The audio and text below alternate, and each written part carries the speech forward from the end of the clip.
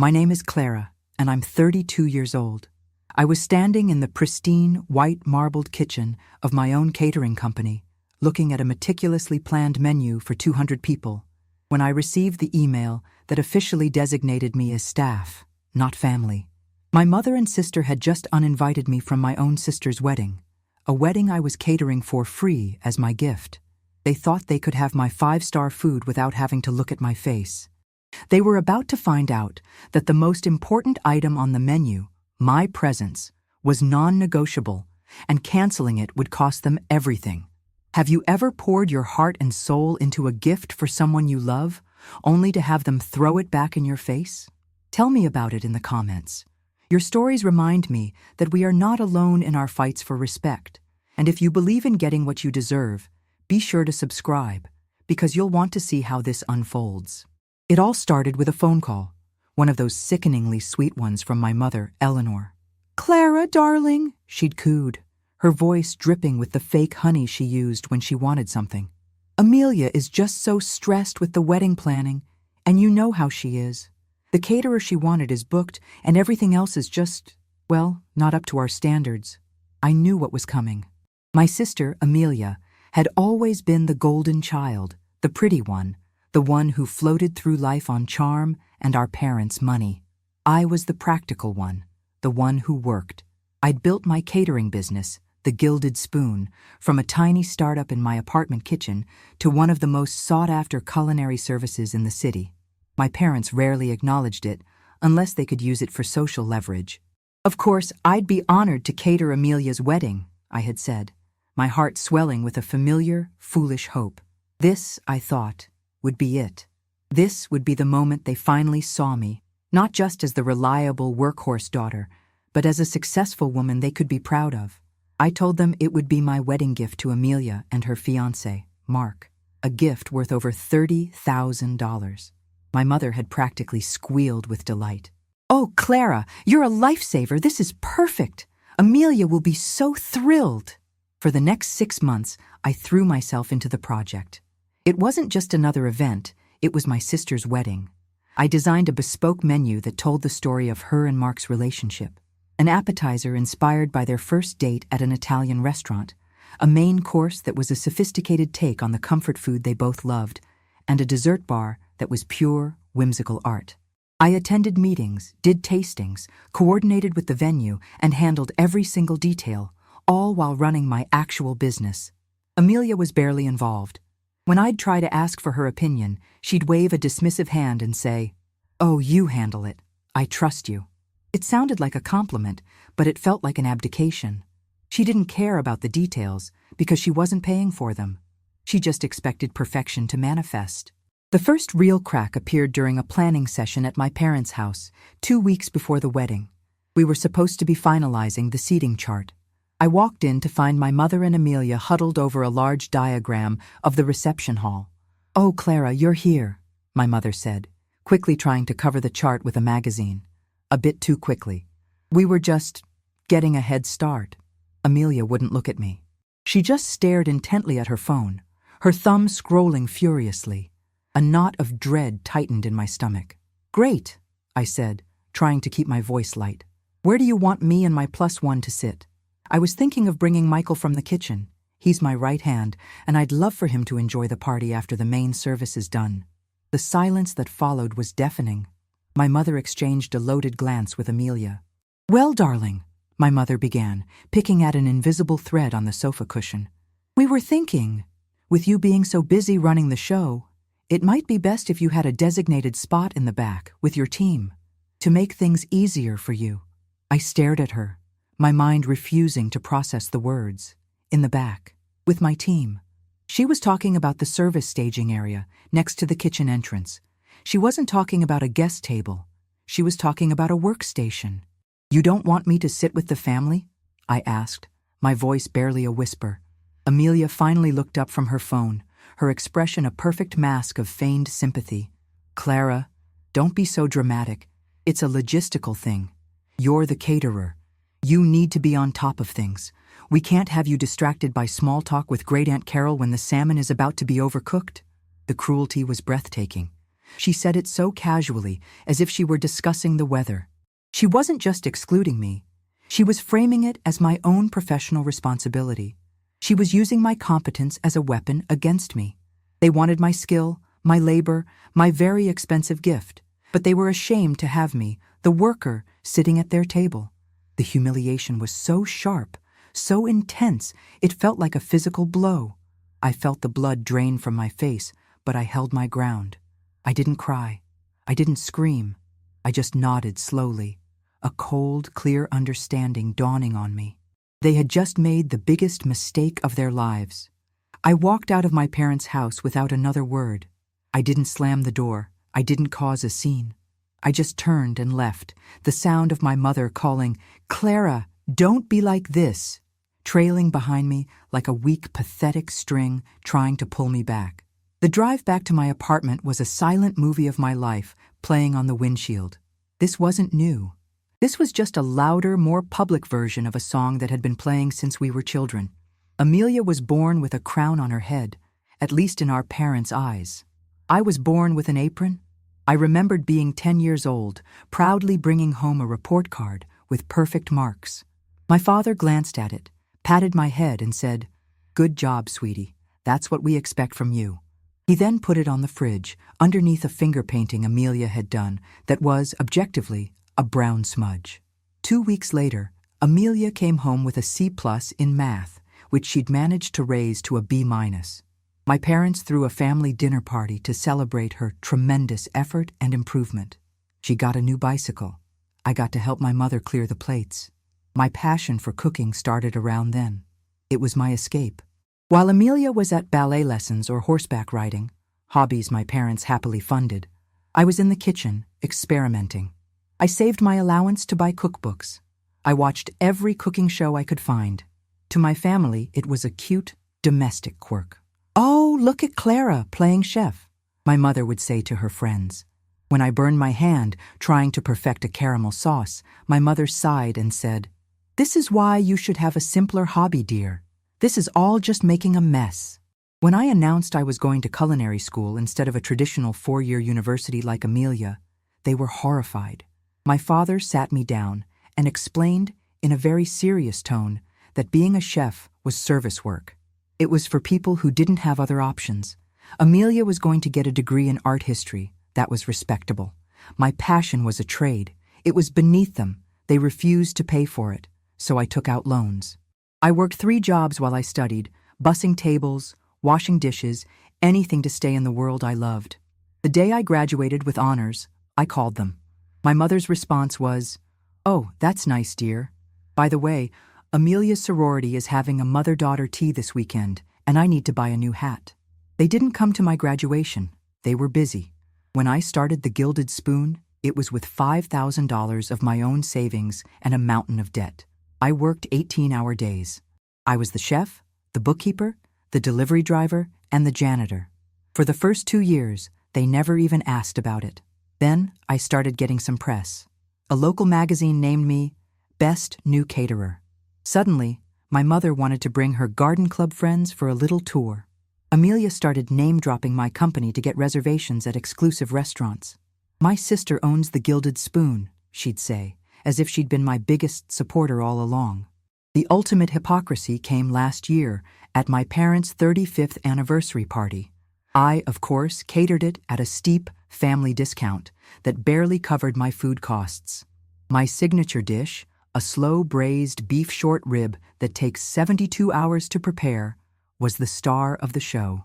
I was in the kitchen overseeing the plating when I heard my mother in the dining room graciously accepting a compliment from a guest. "Oh, thank you, Margaret," she said with a light, airy laugh. "It's an old family recipe. I just threw it together this morning." I felt my blood run cold. She didn't just steal my credit. She trivialized my craft, my years of training, my entire career into something she could just throw together. And I said nothing. I swallowed the bitterness, just as I always had, because that's what I was supposed to do. I was Clara, the reliable one, the one who didn't make waves, the one who would provide her expertise, her time, and her money, and in return would be allowed to exist in the periphery of their perfect family portrait. catering Amelia's wedding was supposed to be my final grand gesture, a gift so significant, so undeniably valuable, that it would force them to finally acknowledge me, to see me as an equal, to give me a seat at the table, literally and figuratively. And their response was to tell me to go eat in the kitchen, to formalize my status as the help. As I sat in my apartment, the quiet hum of my own refrigerator a comforting sound, I realized the hope I'd been carrying for 20 years was a fool's errand. They would never change. They didn't see a daughter or a sister. They saw a resource, an asset to be used. The seating chart wasn't a mistake or a thoughtless comment. It was a statement of my place in their world.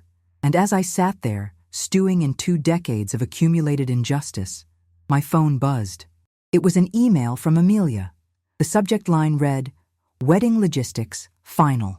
The body of the email was short and chillingly corporate. "Hi Clara, just confirming our chat with Mom. To ensure a smooth event, your vendor pass and that of your assistant will be available for pickup at the venue's service entrance. The staff meal will be served at 6 p.m. So excited for the big day.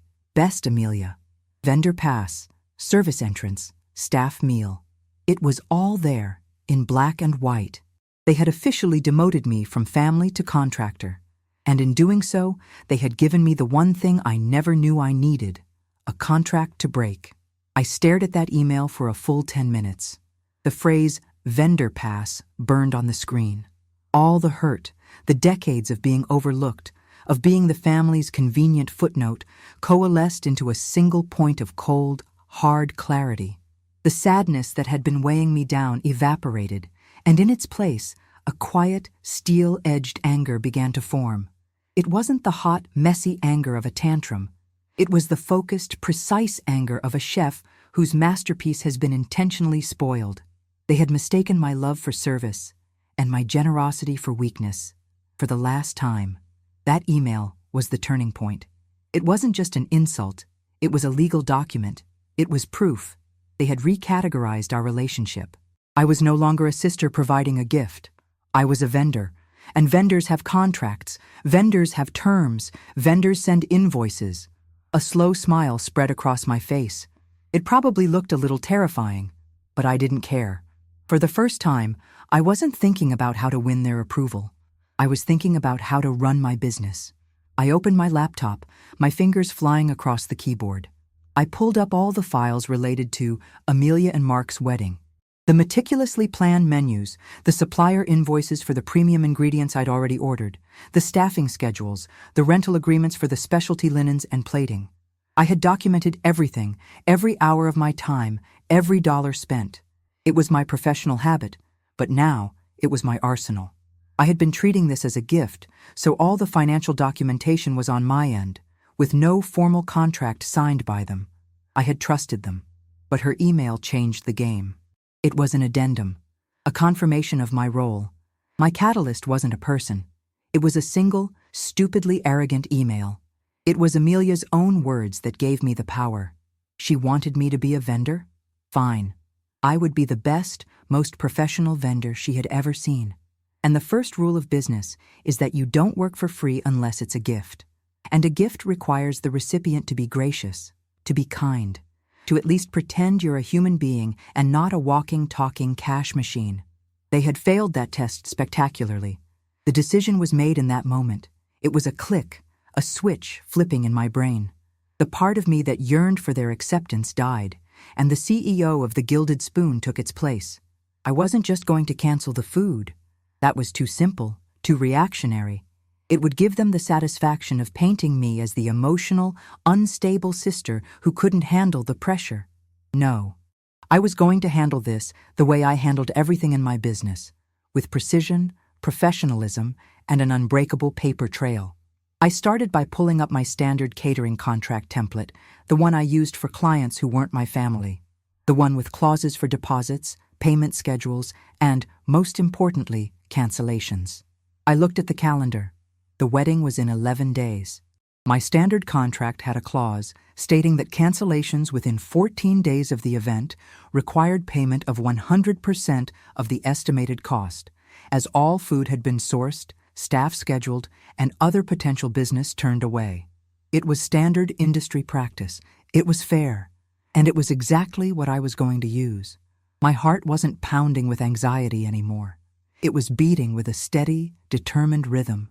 A sense of liberation washed over me. I was no longer bound by the unspoken, unfair rules of my family. Amelia, in her haste to put me in my place, had inadvertently handed me the rulebook for a different game, one that I was an expert at playing, the game of business.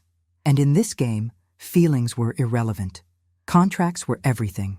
I spent the next hour preparing my response. Every word was chosen with care, stripped of emotion, and reinforced with the cold, hard language of commerce. They wanted to treat me like staff. They were about to get the full customer service experience, right down to the bill. The Gilded Spoon was no longer giving a gift. It was collecting a debt. The 10 days that followed were a masterclass in silent warfare. On the surface, I was the compliant vendor. But behind the scenes, I was meticulously building my case and preparing for the fallout. The first step was to send the email.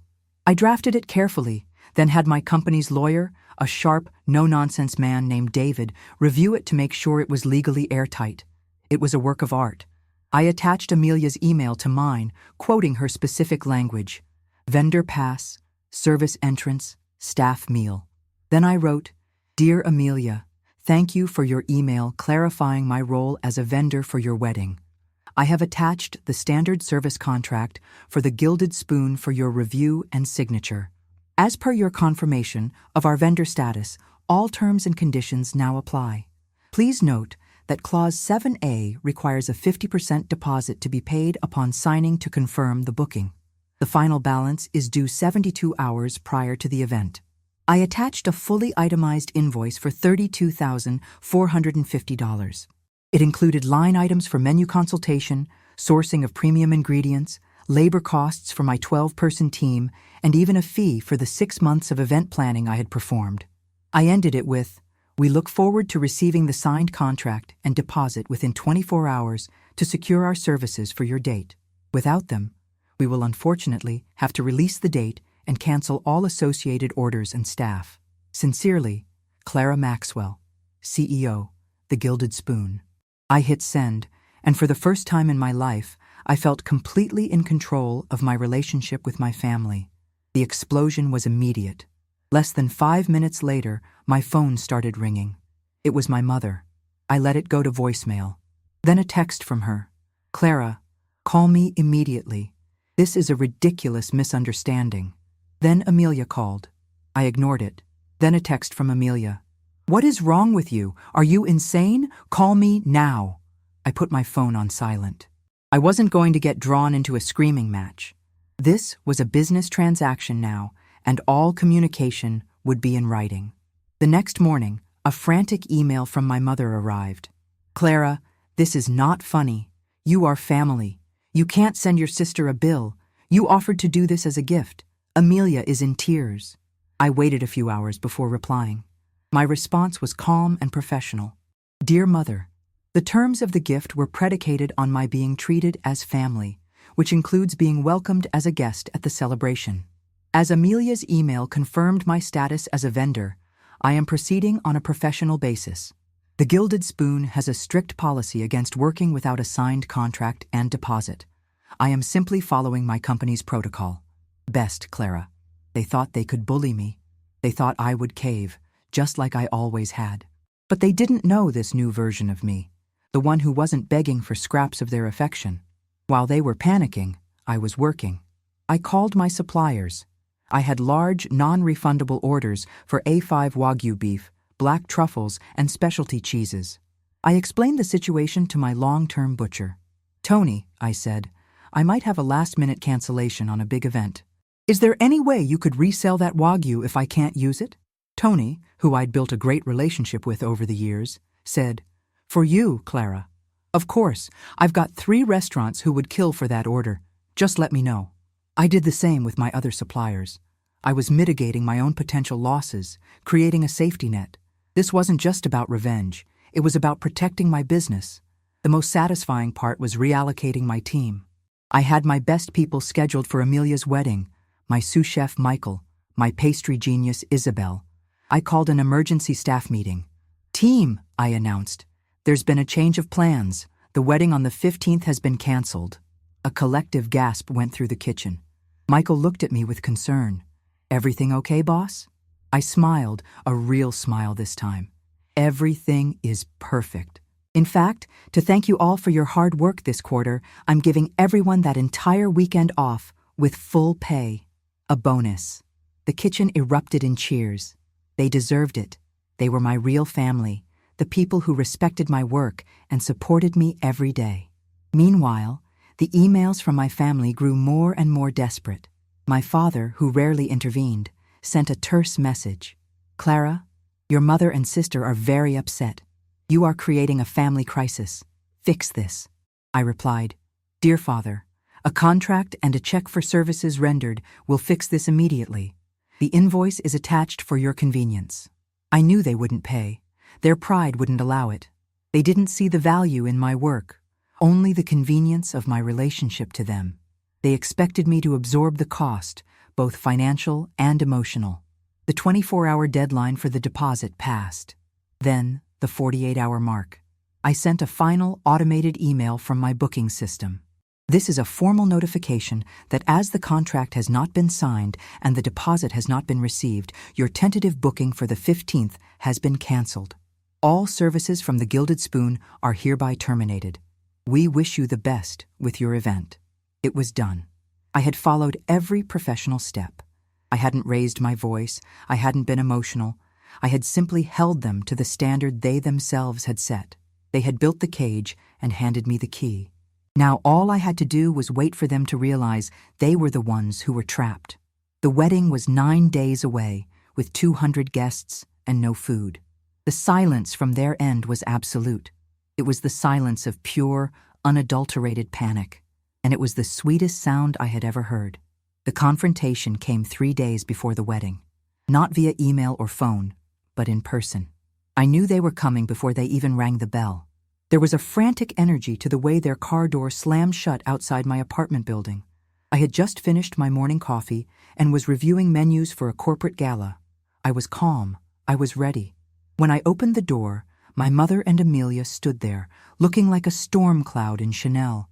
My mother's face was a tight mask of fury. Amelia's was blotchy and tear-stained, her usual perfect composure completely gone. They pushed past me into my apartment without an invitation.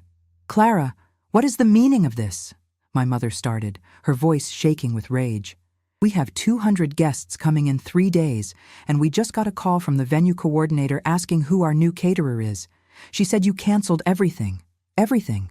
"I didn't cancel," I said calmly, closing the door and leaning against it. "You did. When you failed to sign the contract and pay the deposit, our agreement was terminated. It's standard procedure."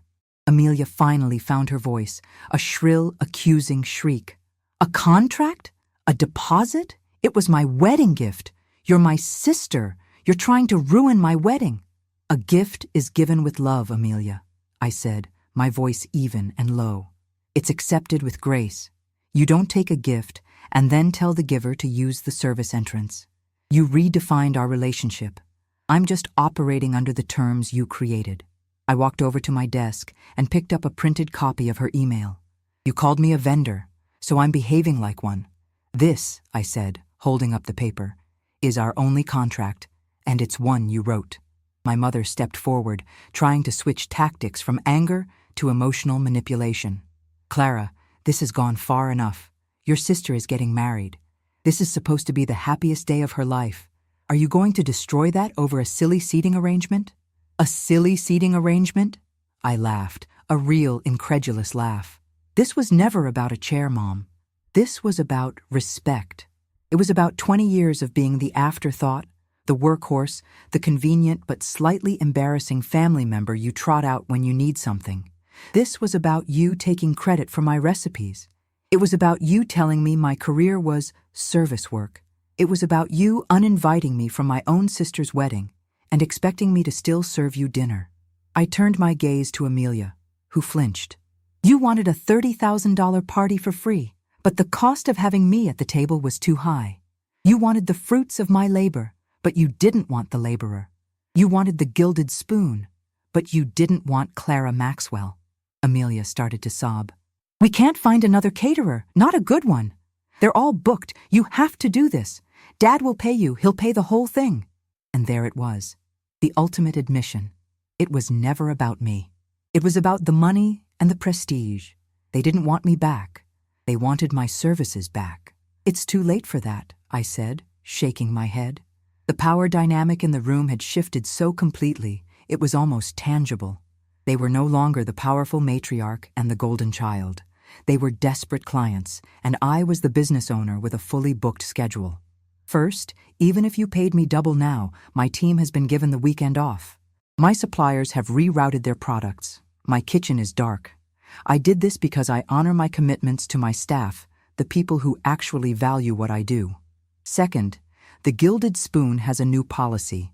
We no longer accept clients who have demonstrated a fundamental lack of respect for our staff and our craft.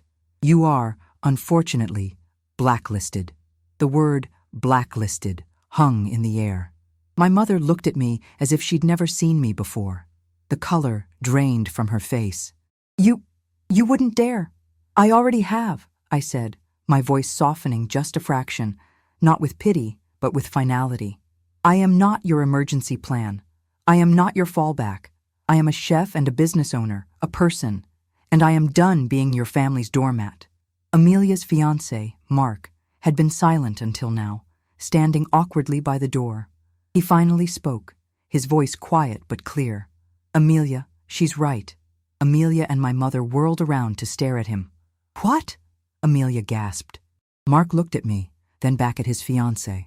We were completely out of line. It was a horrible thing to do, Amelia. Clara offered us an incredible gift and we spat on it. This is on us. My mother looked like she was about to faint. Amelia just stared, her mouth agape. The united front had been broken by the one person whose opinion actually mattered to Amelia's future. I walked to the door and opened it. I believe this meeting is over. I wish you the best of luck with your event. They stood there, stunned into silence. My mother, for the first time in my life, had no comeback. Amelia looked utterly defeated. Mark gave me a small, apologetic nod before gently guiding Amelia and my mother out of my apartment. As the door closed, I didn't feel triumphant or vengeful. I felt light. The weight of their expectations, their judgment, their conditional love had finally been lifted. I was free. On the day of Amelia's wedding, I didn't hide. I didn't wallow. I went for a long run in the morning, feeling the sun on my face. I opened all the windows in my apartment, letting the fresh air in. The feeling of lightness I'd had after they left had solidified into a profound sense of peace. For the first time, a major family event was happening, and I felt absolutely no obligation or anxiety. I was completely detached from the drama, and it was glorious. Later that day, I got a text from a cousin who was at the wedding. OMG Clara, you are not going to believe this. A picture followed.